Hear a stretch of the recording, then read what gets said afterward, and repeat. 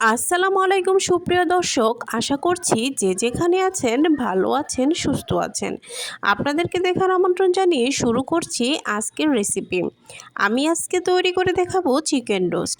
গড়ে থাকা মশলা দিয়ে টক দই ছাড়াই তৈরি করব আজকের চিকেন রোস্ট রেসিপি।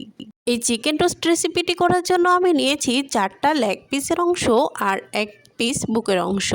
এগুলো ভালো করে ধুয়ে পরিষ্কার করে নিয়েছি। এবার আমি দিয়ে দিব পরিমাণ মতো কিছুটা লবণ এবং আমি দিয়ে দিব কিছুটা লেবুর রস দিয়ে ভালোভাবে মেখে কিছুক্ষণের জন্য রেস্টে রেখে দিব, 5 থেকে 6 মিনিটের জন্য। এবার আমি এখানে নিয়েছি স্টার মশলা, জয়ত্রী, জয়ফল, কাজু বাদাম, কাঁচামরিচ, কিশমিশ এবং কাঠবাদাম। তারপর ওই পাশে নিয়েছি হচ্ছে এলাচ, দারুচিনি, লবঙ্গ এবং গোলমরিচ। আর এই পাশে যে ওই এলাচ দারচিনিগুলো আমি বাটবো না। আর এ পাশে যে জয়ফল, জয়ত্রী, কাজু বাদাম, পেস্তা বাদামগুলো রয়েছে এগুলো আমি পেস্ট করে নিব। এবার যে আমি চিকেন রোস্টগুলো রেস্টে রেখে দিয়েছিলাম এগুলো আমি একটি প্যানে তেল গরম করে সামান্য কিছুটা ভেজে নেব। এখানে আমি একে একে সবগুলো পিস তেলে দিয়ে দিচ্ছি। আমি উল্টাপাল্টা করে ভেজে নেব এবং বেশি পরিমাণে ভাজবো না, মিডিয়াম একটি পরিমাণে ভেজে নেব।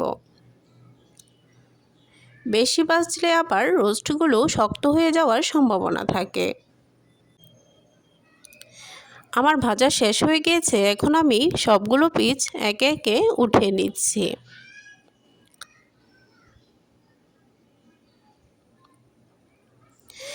এবার একটি প্যানে আমি আগে রোস্ট ভাজার যে তেল ছিল সেটা দিয়ে দিলাম। এখানে আর অন্য তেমন তেল ব্যবহার করতে হবে না, ওই তেলেই আমার পুরো তরকারিটা হয়ে যাবে।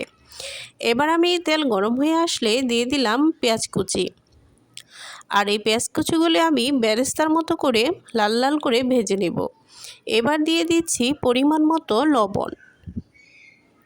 পেঁয়াজগুলো লাল লাল করে ভেজে হয়ে আসলে দিয়ে দিব পেঁয়াজ বাটা। পেঁয়াজ বাটা দিয়ে আমি কিছুটা নাড়াচাড়া করে দিচ্ছি, কারণ নিচে অংশটা লেগে যাওয়ার সম্ভাবনা যেন না থাকে। এবার আমি দিয়ে দিচ্ছি কাঠবাদাম, পেস্তা বাদাম এবং কাঁচামরিচ বাটা, 3টা একসাথে।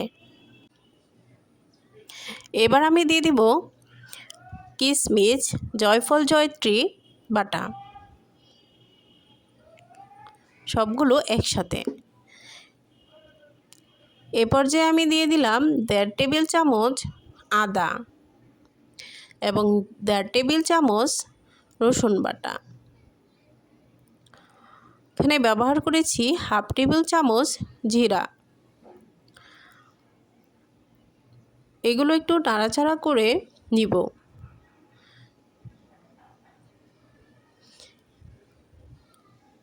এবার অল্প একটু পানি দিয়ে দিলাম যেন মশলাগুলো নিচ দিয়ে পুড়ে না যায়। আর আপনারা চাইলে গ্যাস তখন বন্ধ করে দিতে পারেন বা কমিয়ে দিতে পারেন।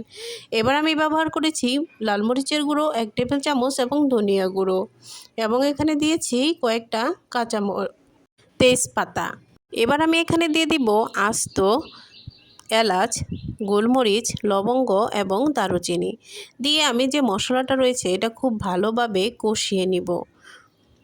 দেখুন আমার মশলাটা কয়েকবার আমি পানি দিয়ে কষিয়ে নিয়েছি। এবার চূড়ান্ত কষানো হয়ে গিয়েছে, উপরে তেলটা উঠে এসেছে।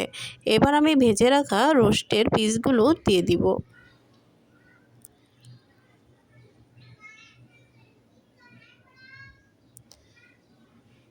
খুব ভালোভাবে নেড়েচেড়ে দিব। এখানে আমি এখন আর কোনো পানি ইউজ করব না, এখানে আমি দিয়ে দিব 2 কাপ তরল দুধ।